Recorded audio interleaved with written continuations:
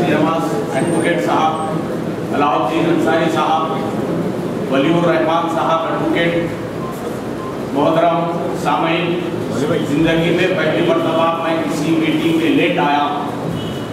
हुई ताखिर तो कुछ बायस से ताखिर भी था। There was some reason behind my delayed arrival.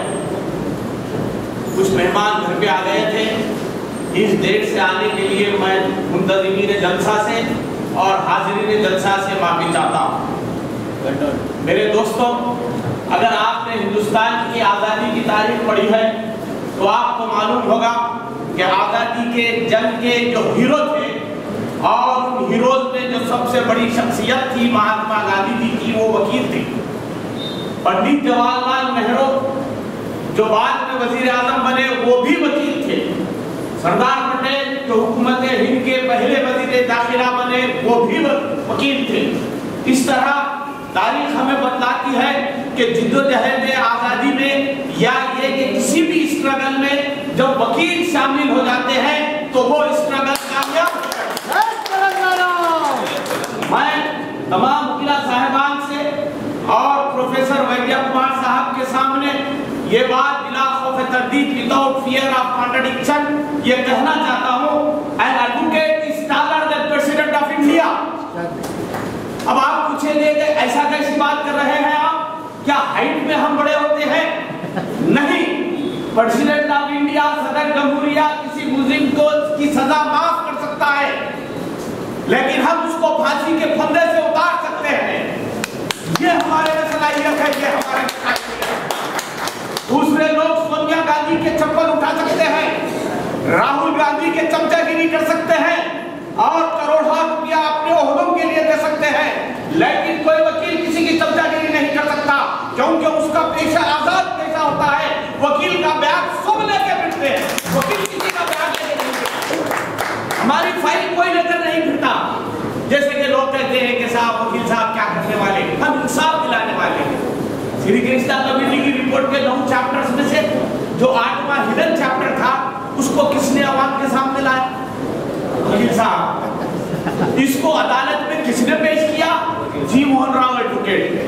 फिर कानूनी लड़ाई में किसने कामयाबी हासिल की? वकील साहब। और आज नतीजे में आप हम ये सोचने पर मजबूर हो गए कि साहब ये जो Shri Krishna committee report report की है उसका मकसद क्या है? What is the reason behind it and what is the conclusion on what basis and reason they have concluded like this. Chapter 8 में ये लिखा गया है कि अगर, जैसा कि हमारे पेशरो मुखर्रीन जो हमारे लीडर्स थे उन्होंने कहा कि अगर तेलंगाना बन गया तो मुसलमान जिहादी बन जाएंगे। मैं आपके सामने हिंदुस्तान की तारीख रखता चलूं, मुझे बताइए मुसलमान जिहादी कब थे? 916 से हम हुकूमत करें हिंदुस्तान पर 1947 तक। 2 साल और 200 साल निकाल दीजिए अंग्रेजों की हुकूमत। 916 से 700-800 साल हम हुकूमत किए। क्या हिंदुस्तान में हमने कोई जंग मजहबी लड़ी? बताइए आप। मैं तमाम वकीला साहिबान से पूछना चाहता हूँ जो इस मीटिंग में मौजूद है, प्रोफेसर वैद्य कुमार साहब से पूछना चाहता हूँ जो इस मीटिंग में मौजूद है, शिव कुमार साहब से पूछना चाहता हूँ जो इस मीटिंग में मौजूद है, मुझे बतलाइए, एक मिसाल दीजिए, एक मिसाल ऐसी दीजिए। बाबर ने हुकूमत की और हिंदुओं का कत्लेआम किया, अकबर ने हुकूमत की और हिंदुओं का कत्लेआम किया, जहांगीर ने हुकूमत की है, हिंदुओं के खिलाफ तलवार बुलंद की, शाहजहां ने हुकूमत की, हिंदुओं के खिलाफ तलवार बुलंद की, औरंगजेब ने हुकूमत की, हिंदुओं के खिलाफ तलवार बुलंद की, उस्मान अली खान ने हुकूमत की, हिंदुओं के खिलाफ तलवार बुलंद की, कुली कुतुब शाह ने हुकूमत की, हिंदुओं के खिलाफ तलवार बुलंद की।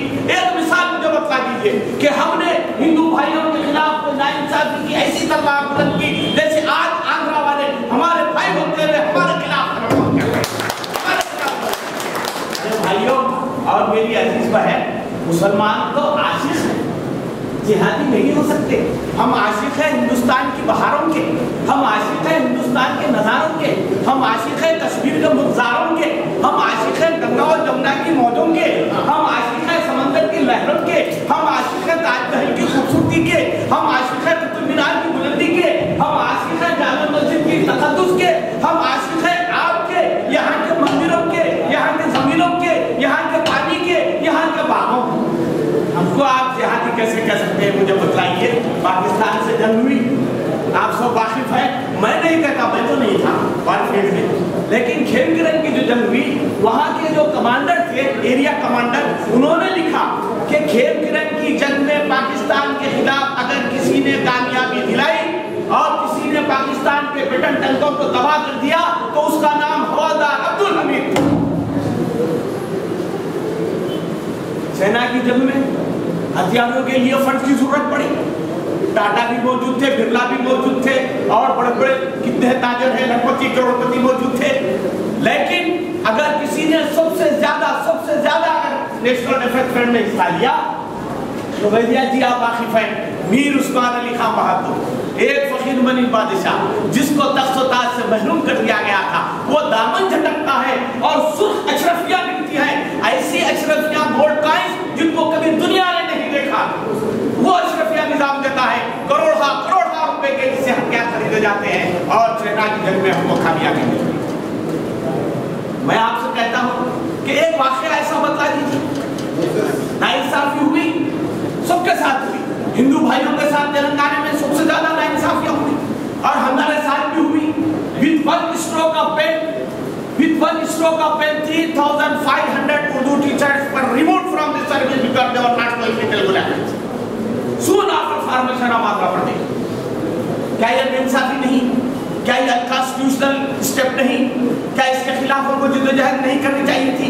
हमने नहीं की, लेकिन रफ्ता रफ्ता आलम ये हो गया कि आज अब ये नौबत आ गई है कि हिंदू भाइयों को डराया जा रहा है, तेलंगाना बना तो मुसलमान जिहादी बन जाएंगे, मुसलमानों को डराया जा रहा है, तेलंगाना बना तो बीजेपी आपके खिलाफ आ जाएगी, पावर में आ जाएगी। मैं कहता हूं कि बीजेपी अगर पावर में आए तो बहुत अच्छा, मैं तो दुआ कर रहा हूं या अल्लाह बीजेपी को पावर में लाते, क्योंकि तुम जैसे नादान दोस्तों से दादा दुश्मन बेहतर है। अगर बीजेपी हमारी दुश्मन है तो आ जाए पावर में, हमको not at all, that's what I'm saying। ये महावीरा